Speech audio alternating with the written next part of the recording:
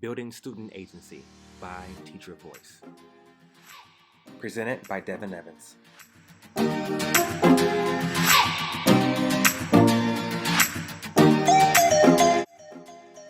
Core values are the foundation for how you build student agency by Teacher Voice.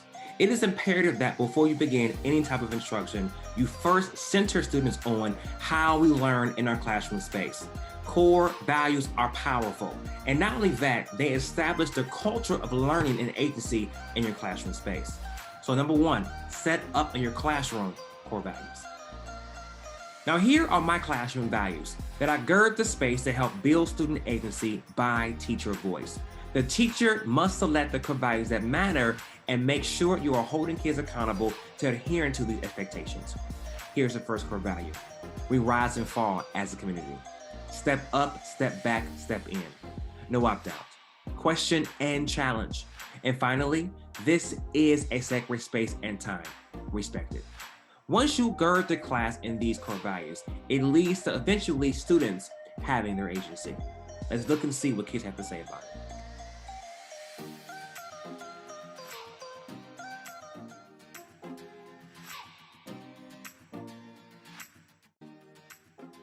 The next step in building student agency by Teacher Voice is text selection.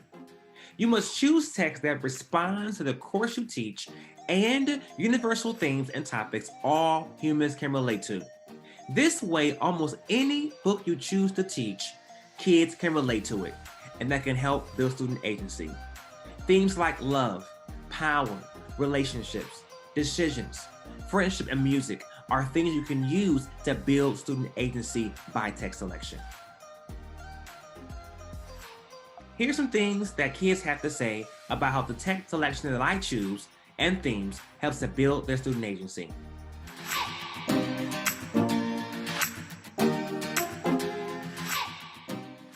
The next part in building student agency by Teacher Voice is your schemas. Schemas are a pattern of thought or memory that connects content to relevancy. To get kids to build their agency, students must connect the content to what's important in their actual day-to-day lives.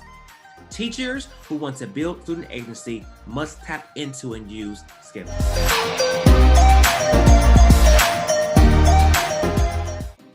The next step in building student agency by Teacher Voice is passion.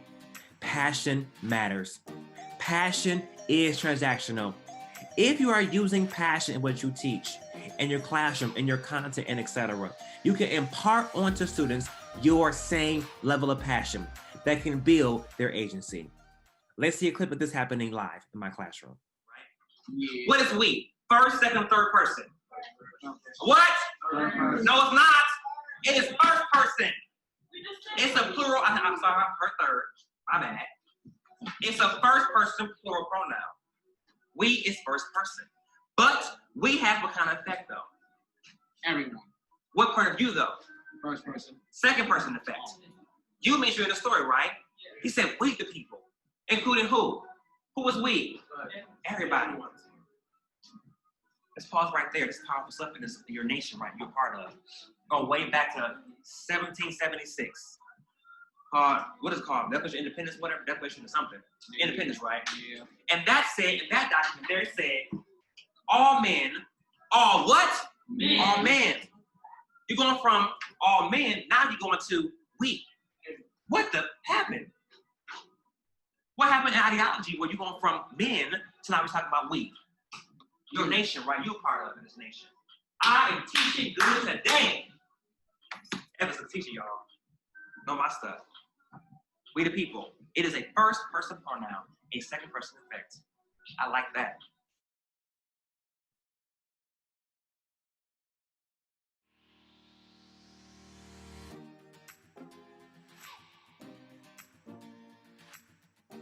The last step in building student agency by Teacher Voice is project-based application. In this step, agency is maximized when applied through projects. You as a teacher will create unit projects or have students create projects that allows their agency to be applied. Building student agency by Teacher Voice is maximized by curating projects.